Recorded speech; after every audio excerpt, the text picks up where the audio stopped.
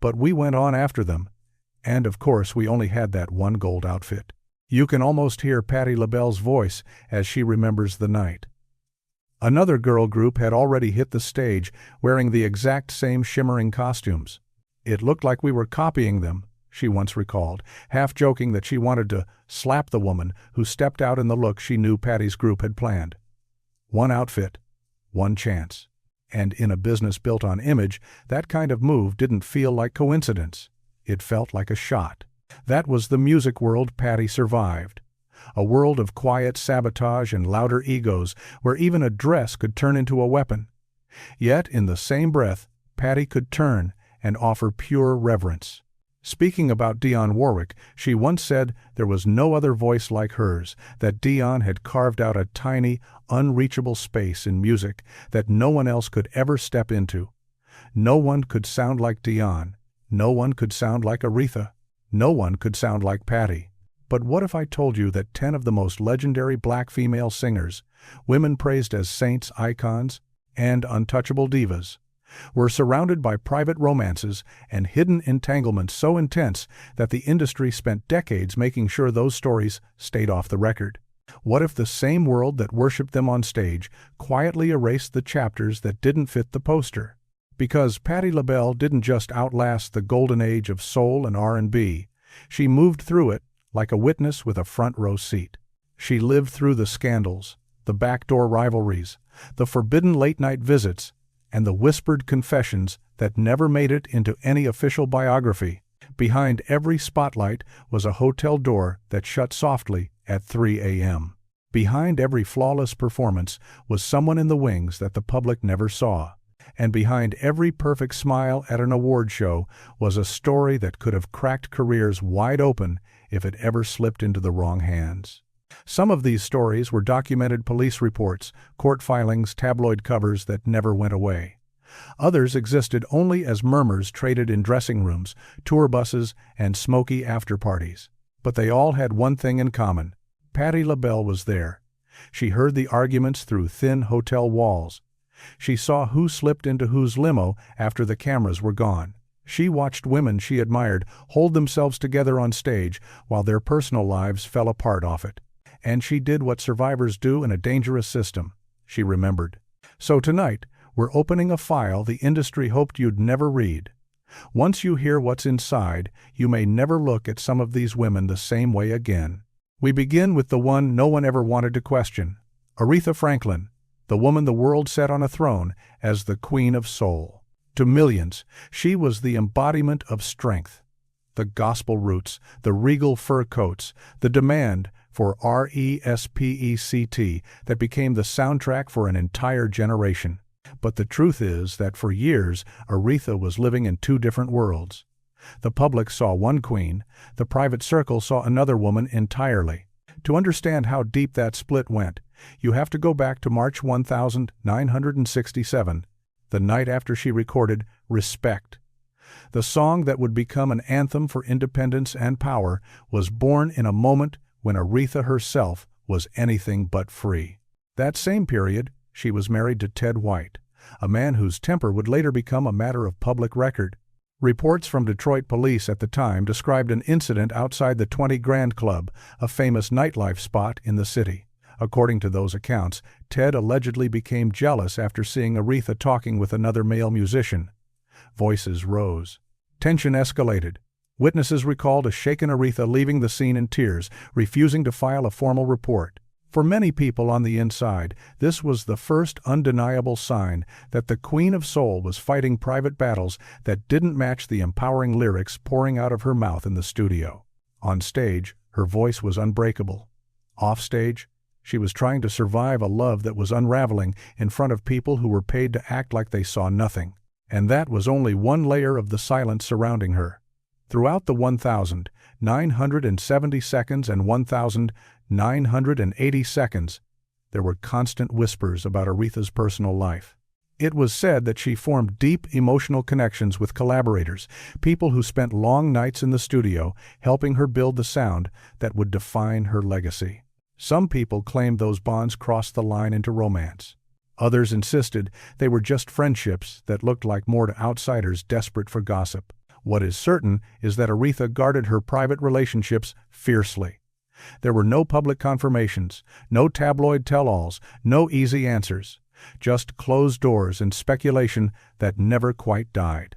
As the daughter of Reverend C. L. Franklin, one of the most powerful preachers of his era, Aretha grew up under a pulpit's shadow. Her image wasn't just hers. It belonged to the church, to her family's reputation, to a generation that needed her to be both a voice and a symbol. Affairs, complicated romances, anything that suggested she was less than flawless, none of that fit the story that had been built around her. So she did what many women in her position felt they had to do. She protected the narrative, even if it meant burying pieces of herself. And somewhere in that same orbit was Patti LaBelle. The two women shared stages, television specials, and award show aisles. Their connection was undeniable, but so was a tension that fans could never fully explain. The most infamous moment came on a December night in 2014 at the White House during the Kennedy Center honors. Cameras captured Aretha striding past Patti without stopping to greet her. No hug, no handshake. Just a glide past that sent social media into overdrive. Viewers slowed the clip down frame by frame, dissecting every glance and movement. It was rumored that old wounds were being played out in front of the world, that the gesture came from years of unspoken friction between two powerful women who had seen too much of each other's realities. Patti later downplayed the incident, insisting there was no drama. But longtime insiders believed something deeper was at work, something that would never be explained on record. When Aretha Franklin died in 2018, tributes poured in from every corner of the globe. Her music, her activism, her legacy, all celebrated. But it was Patti's response that made people pause. Patti acknowledged that Aretha, like everyone else, had her struggles and demons. To some, it sounded like a simple, compassionate truth. To others, it felt like a quiet nod to the private battles and complicated loves that had shaped Aretha's life behind the curtain. Because that is the heart of this story. Behind the Queen of Soul was a woman who spent decades navigating a brutal industry, a controlling partner, public expectations, and the pressure of carrying an entire culture on her back. She loved, she hurt, she protected herself, and she hid the parts of her life she knew the world wasn't ready to handle. And somewhere in the hallway, or just off stage, Patti LaBelle was watching. That's why Aretha stands at the top of this list. Not as a scandal headline, but as a symbol of how far a woman can go to shield her private heart while the whole world is demanding a piece of her soul. If Aretha's world was built on secrecy, Diana Ross's story was built on something even more dangerous: power. And at Motown, power was never free. It always came with a cost, a compromise, or a quiet casualty. Diana Ross didn't just rise to become the face of the Supremes. She became the woman Motown founder, Berry Gordy, was said to have centered an entire label around. They weren't just artist and executive. According to countless insiders, they were the axis around which everything else in Hitsville, USA, spun sometimes calmly, sometimes violently. To understand how far-reaching that influence was, you have to rewind to 1965, when the private chemistry between Diana Ross and Berry Gordy reportedly crossed a line behind studio doors. Gordy was the label's president, the man holding the contracts, the budgets, the careers. Diana was the star he believed could conquer the world. Their connection wasn't written in ink, but those who worked inside Motown at the time later said you didn't need a memo to see it. You could feel the shift. Mary Wilson and Florence Ballard, co-founders of the Supremes, felt it first. Rehearsals changed. Meetings rearranged themselves around Diana's schedule. Photographer shoots started to tilt more and more toward one face, one dress, one voice. Gordy began to position Diana not just as the group's lead, but as the sole center of gravity. Sometimes it seemed as if the others were being edged out of the frame, one photo at a time. By late 1967, the tension snapped. Florence Ballard, already struggling with alcohol and personal demons, finally confronted the system she believed was pushing her aside. She challenged Berry Gordy about Diana's treatment, and the way the group she helped create was being reshaped without her. Within weeks, Flo was out, removed from the Supremes, the very group she had named. Mary Wilson would later write that it felt like the day the Supremes truly died. On paper, the group continued. In the hearts of those who knew what had been sacrificed, something had already ended. For people inside Motown, there was little doubt what fueled the decision. Gordy was protecting Diana, the woman he believed in, the woman he was emotionally tied to at all costs. Then came the moment when the private story spilled into the public record. In January 1971, Diana Ross gave birth to Rhonda Ross. The later revelation that Berry Gordy was Rhonda's biological father exploded into headlines. What made it even more volatile was the timeline. Diana was publicly involved with, and soon to marry, music executive Robert Ellis Silberstein. Newspapers laid the dates out with brutal clarity. Fans felt blindsided. Many had believed in the fairy tale romance presented to them. Insiders, however, were not surprised. For them, this was simply the day the outside world finally caught up with what Motown corridors had been whispering for years. The boundary between business and personal life had never just been blurred, it had been crossed repeatedly. But that was only one layer of Diana's world. As the 1,970 seconds turned into the 1,980 seconds, another story began circulating, far away from official press releases. Rumors spread across Los Angeles nightlife about Diana being involved with a wealthy, married businessman, someone connected to film financing, high-end clubs, and exclusive events. According to people who worked around Beverly Hills parties at the time, Diana was occasionally seen slipping into private rooms with this man during charity galas and industry functions. It was said that they kept their distance in public, but behind closed doors the energy between them changed. No major outlet ever printed his name. No one ever produced hard proof. Some former staff whispered that Diana ended things because the risk was too high. Others claimed his wife discovered what was happening and threatened to go public. No version was ever officially confirmed, but the story never quite disappeared. It lived in the shadows, passed along in that low, knowing tone reserved for secrets everyone thinks they know but no one can prove. And somewhere in all of this, Patti LaBelle's presence appears again. Not as a direct participant, but as a quiet observer. Unlike some of the women who kept their opinions off the record, Patti was never known for holding her tongue when she felt something. Industry voices have long said Patti and Diana were never truly close. The word that followed Diana backstage was distant.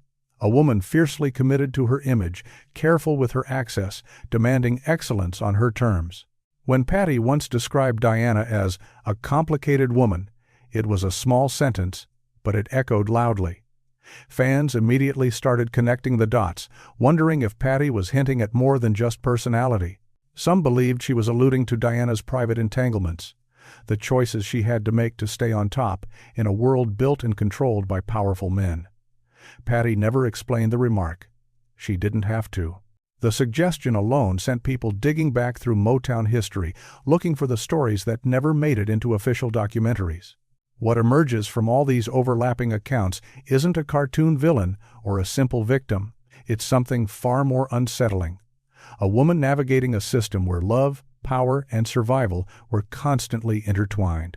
Diana Ross moved through rooms filled with executives, husbands, lawyers, and lovers, making decisions that reshaped not only her own life, but the entire direction of Motown. Whether some of those relationships were born out of genuine love, fear, strategy, or a desperate need to protect her future, only Diana truly knows. What is clear is that every confirmed affair and every whispered rumor had consequences. Groups broke apart. Friendships fractured. Careers were redirected. The ripple effects of her choices reached far beyond her name on a marquee. That is why she stands as the second name on this list. Because Diana Ross's private life wasn't just dramatic, it was instrumental. As layered, calculated, and unforgettable as her climb to superstardom, her hidden affairs didn't just exist around the music industry. In many ways, they helped shape it. Whitney Houston's story has been told so many times it almost feels mythic. The angelic voice, the bright, controlled smile. The polished interviews where she laughed off rumors and leaned into the role crafted for her by Clive Davis and a carefully managed machine. To the world, she was America's golden girl, spotless, untouchable, the sound of perfection. But the truth that lived behind the applause was far from perfect. Whitney's life was a collision between the image she was selling and the reality she was surviving. Betrayals, addictions, and attachments that the public either refused to see or simply wasn't allowed to. The darkest turn began on the 18th of July, 1992, the day she married Bobby Brown. The wedding photos looked like a fairy tale, a glamorous couple smiling beneath a canopy of flowers, champagne flowing, guests cheering. But what those photographs didn't show were the nights that followed. The police calls, the walls rattling from screaming matches. The neighbors in Atlanta, who later said they heard shouting spill out into quiet suburban streets long after midnight. In 2003, the facade cracked in a way no press team could smooth over. Bobby Brown was arrested after an incident that left Whitney with visible facial injuries. Those details were not whispered rumors. They were written into official reports and broadcast on the news. The world saw glimpses of what insiders already knew. Whitney was trapped inside a marriage that fed her addictions, amplified her chaos, and turned her pain into a spectacle. But while tabloids stayed obsessed with Bobby, they missed, or ignored, another story unfolding in the shadows, one that had started long before the wedding cake was cut. Her name was Robin Crawford. For years, the industry buzzed with unspoken questions about Whitney and Robin. They met as teenagers and became inseparable. It was said that the connection between them ran deeper than friendship, but no one on the record dared to define it. Robin was at Whitney's side everywhere, backstage, on the road, in the quiet spaces where the superstar could finally exhale. Gossip swirled, but it stayed just that, gossip. Then, in 2019, Robin broke the silence in her own memoir. In those pages, she described their bond plainly. They had been in love, not a passing fling, not a misread closeness. A real relationship that helped shape who Whitney was before fame and pressure forced her to choose between authenticity and survival. Robin wrote that in 1982, Whitney ended the romantic side of their connection to protect her career from a brutally homophobic industry. The decision may have preserved the image, but it carved a permanent scar into her personal life. Even that wasn't the end of Whitney's hidden attachments. Throughout the 1,990 seconds, another rumor moved through the circles surrounding her tours and recording sessions, a story that refused to die. According to some producers and tour staff, Whitney was believed to have developed feelings for a married R&B singer during the early days of the Bodyguard tour. It was said that she lit up whenever his name came up, that their conversations lingered a little too long, their energy a little too charged. A producer who worked on her European dates claimed he once saw the man quietly step into Whitney's hotel suite around midnight and leave at sunrise. There were no photographs, no public confirmations, just a rumor passed from one insider to another, retold with the same steady, knowing tone that suggested people believed more than they were willing to admit. And while all of this swirled around her, Patti LaBelle was watching from a distance only another legend could understand. When Whitney died in 2012, tributes painted her as both angel and tragedy. But it was Patti's comment that truly cut through. She said Whitney had been surrounded by the wrong people, a simple sentence, but devastating in its implications. Coming from Patti, a woman known for speaking carefully and rarely wasting words, it sounded less like casual opinion and more like the verdict of someone who had seen the inner circle up close. Patti had shared stages with Whitney, passed her in dressing room hallways, watched her arrive with entourages that seemed more interested in access than protection. Fans believed Patti knew more than she would ever say aloud about the hidden loves, the emotional cracks, and the loneliness that made Whitney hold on to Bobby even when the relationship was destroying her. Whitney Houston's life was not a neat morality tale. It was a maze of public perfection and private heartbreak. Her forbidden loves supported her and broke her. They gave her comfort and left her exposed. They were the secrets beneath the gown, the unspoken stories behind every soaring note. And every secret she kept added another layer to the tragedy her marriage could never fully hide. Chaka Khan didn't just walk through the fire, she seemed to live inside it. From the moment she exploded onto the scene with Rufus in the early 1,970 seconds, she became the embodiment of intensity, a force of nature wrapped in sequins and smoke, with a voice that sounded like it had been dragged through every joy and every nightmare at once. Her presence was magnetic.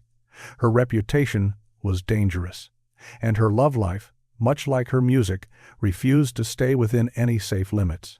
Chaka has never tried to paint herself as innocent. She openly admitted that during the height of her fame, she spiraled into drugs and excess.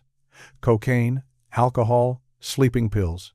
Years later, she would look back at the 1,980 seconds and say she was flying without wings, a chilling way to describe a life lived right at the edge of a cliff. Her relationships during that era mirrored the chaos swirling around her. In 1978, she married Richard Holland. From the outside, it looked like another rock and roll union, two lives colliding in the middle of the storm. But studio insiders described something far more volatile. Engineers said it was not unusual to hear heated arguments erupting behind closed doors just minutes before Chaka stepped up to the microphone. She could be shouting one moment and delivering a flawless, soul-shattering vocal the next. It was as if the same fire that burned through her relationships powered her art. Her documented marriages told only part of the story. The rumors filled in the rest. According to multiple former Rufus members, Chaka was believed to have become entangled in a tense love triangle with one of the band's guitarists during their late 70 Seconds touring years. The guitarist, they said, was already in a committed relationship. But night after night on the road, the chemistry between him and Chaka seemed to grow harder to hide. It was whispered that the situation finally boiled over backstage.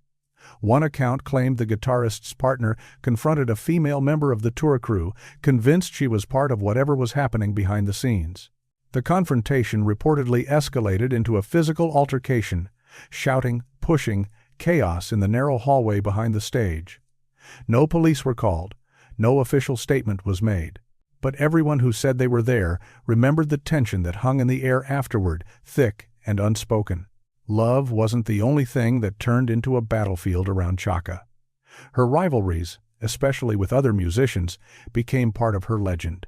Her long-running conflict with Rufus bandmate Andre Fisher has been well documented, but insiders also spoke quietly about other clashes, particularly with women whose success or style crossed too close to Chaka's lane. One story that still circulates among musicians focuses on a rehearsal in 1985.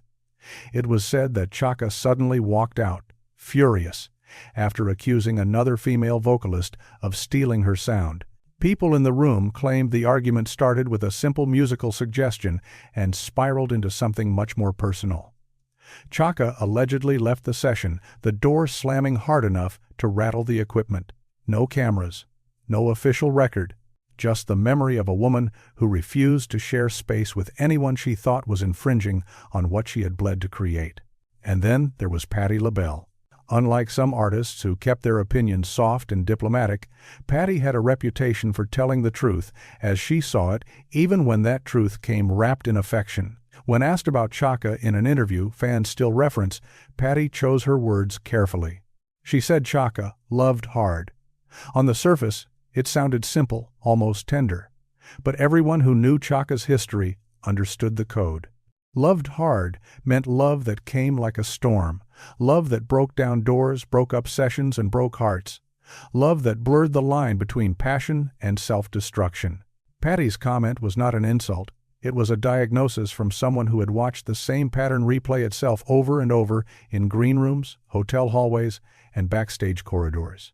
Patti had seen the kind of intensity that followed Chaka around the men drawn to her, the arguments that erupted over her, the way she threw herself into relationships with the same fearless energy she used to attack a song.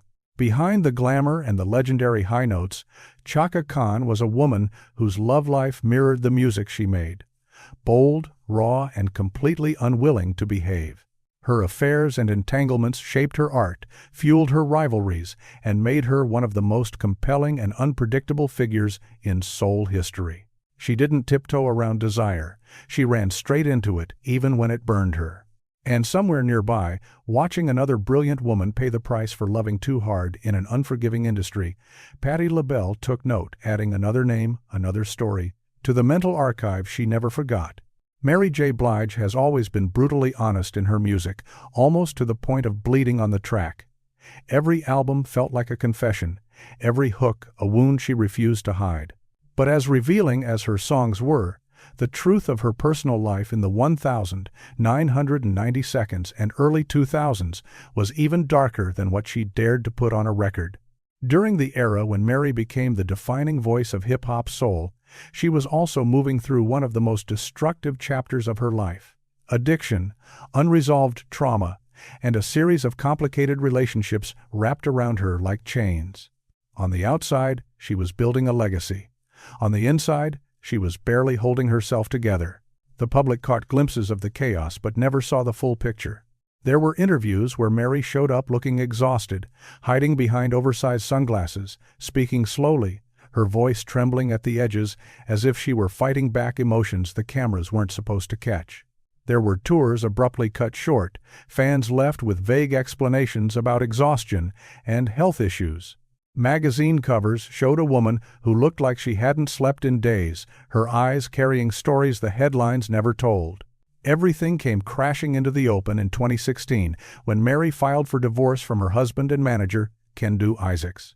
The court documents that followed contained the most devastating detail. Kendu had allegedly been unfaithful and was accused of using Mary's own money to support another woman's lifestyle. This was not a rumor drifting around a studio. It was written into legal filings, publicly documented and dissected.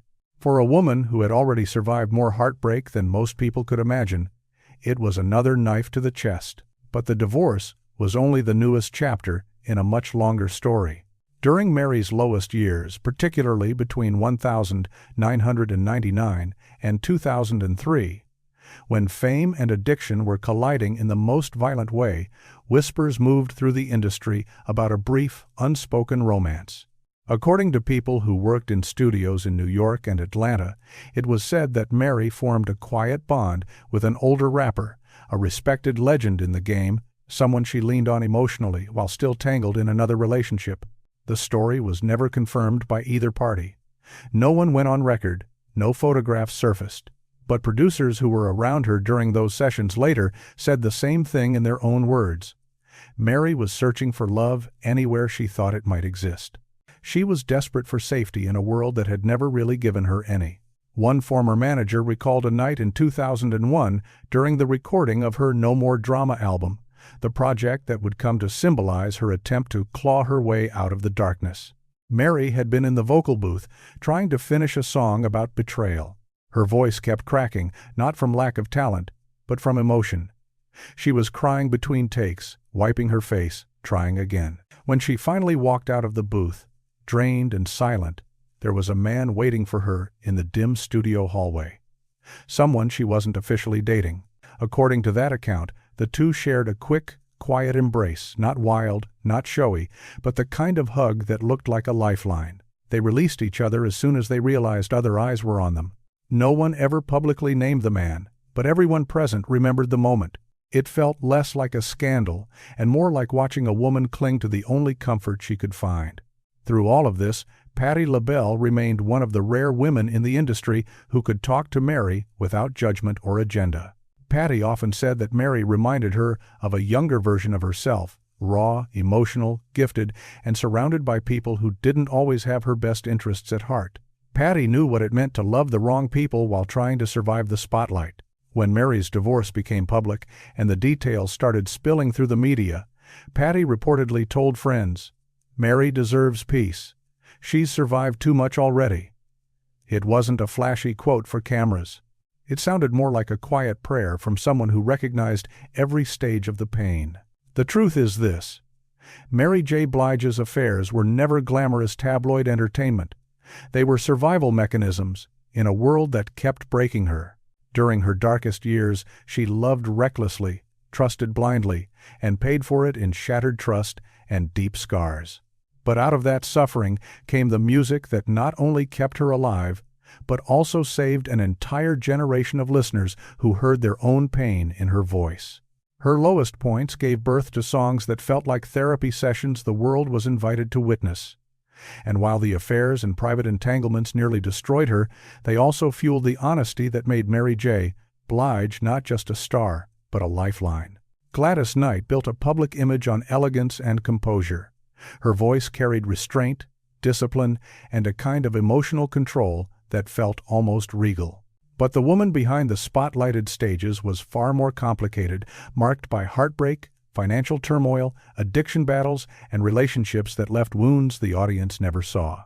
If there was ever a period when those private storms intensified, it was her Vegas era. By the early 1980s, Gladys was performing regularly in Las Vegas, a city that looked like glitter on the outside and temptation on the inside. Neon lights, ringing slot machines, tuxedoed high rollers, and quiet penthouse suites where secrets could be tucked away behind thick curtains. Local newspapers praise her shows from that time, describing her as flawless, magnetic, and commanding. But they also began to hint at the darker truth. Gladys was struggling off stage. In later interviews, Gladys would admit that she had battled a serious gambling addiction. At one point, she said she lost more than $600,000 in a single year. That number wasn't just shocking, it was a glimpse into how deep her problems ran, while she was still expected to walk out every night and perform like nothing was wrong. The woman who sang about love and endurance was sitting at tables until sunrise, chasing losses and burying stress in the clatter of chips and cards. Vegas did not just feed her vices. According to multiple entertainment reporters who covered the Strip in the mid-1980s, it was also the setting for one of the most quietly discussed romances of her life. It was rumored that during this period, Gladys grew close to a well-known married actor who was also working in the city. Their alleged connection became casino gossip.